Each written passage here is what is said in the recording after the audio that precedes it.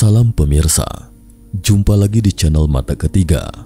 Episode kali ini mengupas tentang peradaban maju bangsa Maya yang berasal dari peradaban kuno Kukulkan, yang merupakan dewa ular berambut jelmaan dari Quetzalcoatl. Simak selengkapnya hanya di Mata Ketiga.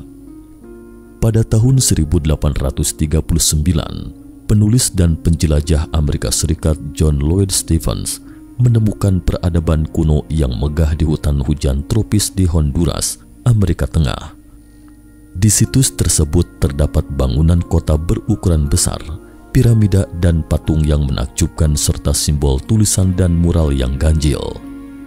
Piramida-piramida ini mirip dengan piramida di Mesir. Perhitungan tata letak piramida-piramida ini sangat akurat dan sangat cocok dengan posisi astronomis. Misalnya, cahaya Sirius atau bintang dapat langsung menyinari kepala Fir'aun di aula atas melalui saluran udara di dinding selatan, sedangkan cahaya Polaris atau bintang kutub dapat menerangi dengan sempurna seluruh aula di tingkat bawah piramida melalui saluran udara di dinding utara. Sejak itu, orang-orang secara berturut-turut menemukan lebih dari 170 titik yang mirip dengan situs peradaban kuno di hutan dan gurun di Amerika Tengah dan Selatan. Situs ini adalah bukti bahwa peradaban Maya kuno dan misterius itu pernah eksis di planet kita.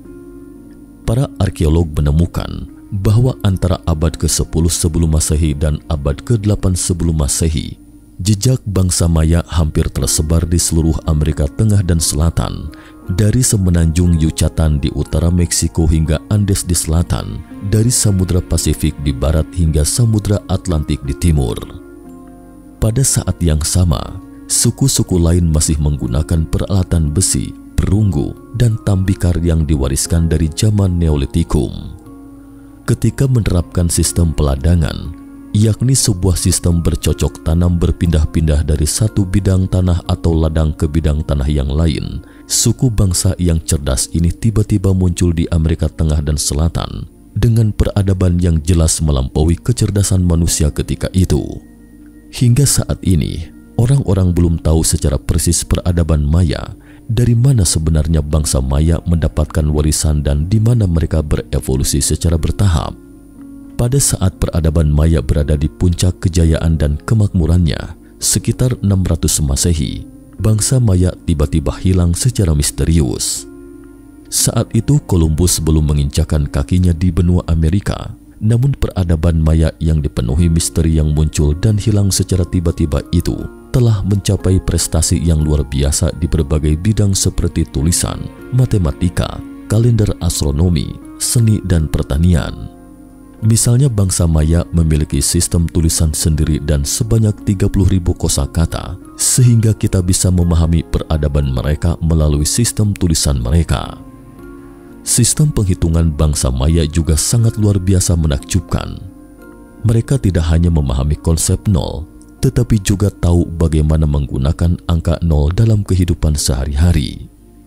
Pengetahuan ini ribuan tahun lebih awal dari jejak manusia di wilayah lain, dan berbeda dari sistem bilangan desimal yang kita gunakan saat ini. Maya juga menciptakan sistem bilangan biner atau sistem bilangan basis 2, oktodenari, dan vigesimal atau per 20-an, yakni sistem bilangan yang berasaskan 20. Pencapaian mereka dalam perhitungan matematis dapat digambarkan sebagai puncak kesempurnaan. Bangsa Maya dapat menggunakan angka untuk menghitung angka dengan digit besar, dan angka-angka astronomi ini hanya digunakan untuk pelayaran antar bintang atau menghitung jarak antar bintang.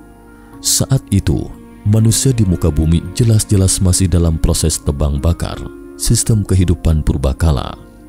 Lantas untuk apa mereka menggunakan angka-angka astronomi ini?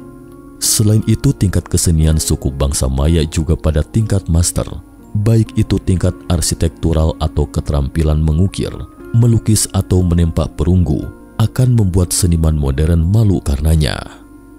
Asal tahu saja, manusia pada periode yang sama ketika itu masih dalam keadaan jahiliyah atau bodoh, sehingga orang-orang mengaitkan peradaban bangsa Maya dengan peradaban maju dari planet lain, dan ini sesuai dengan teori peradaban Maya yang berasal dari peradaban kuno mereka, Kukulkan, yang merupakan dewa ular berambut jelmaan dari Quetzalcoatl. Menurut legenda, Quetzalcoatl adalah jelmaan dewa matahari yang berasal dari sebuah negeri yang misterius. Bentuk kepala Quetzalcoatl atau dewa ular berambut sangat mirip dengan naga dalam mitologi Tiongkok kuno, dan tubuhnya sama dengan badan ular seperti Nua yang menciptakan manusia dalam mitos dan legenda Tiongkok kuno. Pengetahuan Maya tentang astronomi, matematika, seni, kedokteran, kalender, dan teknik menanam jagung dan kapas semuanya berasal dari Kukulkan. Setelah menyebarkan semua pengetahuannya kepada bangsa Maya, Quetzalcoatl kembali ke kediamannya yang jauh di luar langit dengan pesawat ruang angkasa. Mungkin berkat ajaran Quetzalcoatl, sehingga sistem kalender yang sangat akurat ini ditinggalkan oleh bangsa Maya. Mereka tidak hanya mengerti tentang pergerakan matahari, bulan, dan bintang di langit, tetapi juga pengetahuan mereka tentang fenomena astronomi seperti gerhana matahari dan gerhana bulan jauh melampaui dugaan manusia saat ini. Kalender Maya telah memproyeksikan masa depan yang jauh 400 juta tahun kemudian. Ketika itu, arkeolog menemukan kalender yang menampilkan siklus suku Maya seperti kalender upacara 260 hari, kalender matahari Haab 365 hari, kalender Venus 584 hari, dan Zolkin 260 hari. Zolkin kalender ketuhanan yang memiliki 260 hari dikaitkan dengan nasib baik dan buruk. Anehnya hanya ada selisih 0,0002 hari antara kalender matahari bangsa Maya ribuan tahun yang lalu itu dengan perhitungan komputer modern saat ini. Seperti namanya, kalender matahari adalah siklus revolusi bumi dan 584 hari dalam tahun, atau kalender Venus juga merupakan waktu yang dibutuhkan Venus untuk mengelilingi matahari. Karena tahun atau kalender matahari dan kalender Venus merupakan siklus revolusi dua planet besar di tata surya, lalu bagaimana dengan tahun Zolkin? Planet manakah yang menjadi acuannya itu? Bagaimanapun para ilmuwan tidak menemukan planet besar dengan periode orbit 260 hari di tata surya. Mungkinkah planet ini tidak ada sama sekali? Lalu untuk apa bangsa Maya membuat kalender Zolkin? Mungkinkah hanya untuk ritual? Belakangan ditemukan juga ruang kosong dalam Titus Bode Law atau hukum Titus Bode yang dikemukakan oleh astronom Jerman Johann Elert Bode. Menurut penelitian Bode, jarak antara planet dengan matahari di tata surya memiliki hukumnya yang dibangun dari aritmatika sederhana dengan aturan A sama dengan 4 plus N. Dengan A adalah sumbu semi mayor atau jarak planet ke matahari, dan N sama dengan 0, 3, 6, 12, 24, 48, 96, di mana setiap angka setelah 3 adalah 2 kali lipat dari angka sebelumnya. Nilai hasilnya dibagi 10 untuk dikonversi menjadi satuan astronomi SA atau juga disebut Astronomical Units AU. Untuk diketahui, satuan astronomi SA adalah sebuah satuan jarak, kira-kira sama dengan jarak antara bumi dan matahari, di mana 1 SA sama dengan 150 juta kilometer. Hasil akhirnya akan menunjukkan hubungan antara jarak planet yang ada di tata surya, tapi kesesuaiannya hanya sampai pada Uranus. Menurut hukum ini, jarak rata-rata antara Merkurius dan matahari adalah 0,4 SA, Venus 0,7, Bumi 1,0, Mars 1,6. Namun ada titik kosong di posisi 2,8. Berikutnya dari jarak matahari. Tidak ada planet apapun di sana, setidaknya dalam pandangan kita saat ini. Berikutnya planet Jupiter telah mencapai 5,2 dari matahari, dan 10 satuan astronomi berikutnya dari matahari adalah Saturnus. Para ilmuwan dibuat bingung dengan hal ini sampai pada awal tahun 1801. Ilmuwan baru menemukan sebuah benda langit baru Sirius yang berjarak 2,77 SA, satuan astronomi dari matahari. Namun diameter Sirius hanya lebih dari 700 km, sangat jauh berbeda dengan ukuran planet yang berjarak 2,8 satuan astronomi yang sebelumnya diperkirakan para astronom. Belakangan para ahli berturut-turut menemukan banyak asteroid di antara Mars dan Jupiter. Jumlah totalnya bahkan lebih dari 4.000 asteroid. Diperkirakan jumlah asteroid ini di sini setidaknya ada 1,5 juta buah. Ini jelas merupakan sabuk asteroid, dan asteroid-asteroid ini baik dari jarak atau periode revolusinya dengan matahari sangat mirip dengan planet yang belum pernah kita temui sebelumnya. Tapi mengapa planet sebesar itu berubah menjadi 1,5 juta asteroid? Para astronom mengatakan itu akibat ledakan. Tapi pertanyaannya, apa yang menyebabkan ledakan sedahsyat itu? Melalui simulasi, para ilmuwan mengemukakan prediksi yang berani bahwa pernah ada planet besar di antara Mars dan Jupiter. Planet raksasa ini adalah kampung halaman Quetzalcoatl yang membawa gen peradaban kepada bangsa Maya. Tentu saja, mungkin saja suku Maya adalah penghuni di sana. Jadi orang-orang menyebut planet besar itu sebagai bintang Maya. Hanya saja bintang Maya yang peradaban dan teknologinya telah berkembang ke tingkat yang tinggi itu hancur dihantam oleh planet super besar dengan diameter lebih dari 10.000 km dan bermassa 5 miliar ton sekitar 65 juta tahun yang lalu. Pada saat itu, mungkin karena efek gabungan dari suatu traksi besar dan gravitasi matahari menyebabkan planet raksasa itu melesat langsung ke tata surya kita dengan kecepatan 200.000 km per jam, kemudian menghantam orbit semula Neptunus dan menyimpangkan sumbu rotasi Uranus, lalu menghantam satelit Saturnus dan membentuk cincin Saturnus yang kemudian menabrak Phoebe, yakni satelit alami dari planet Saturnus. Setelah berhasil mengubah orbitnya, planet super besar ini tetap tidak berhenti bergerak maju dan menghantam bintang Maya setelah menabrak satelit luar Jupiter. Hingga akhirnya, kedua planet tersebut mati bersamaan.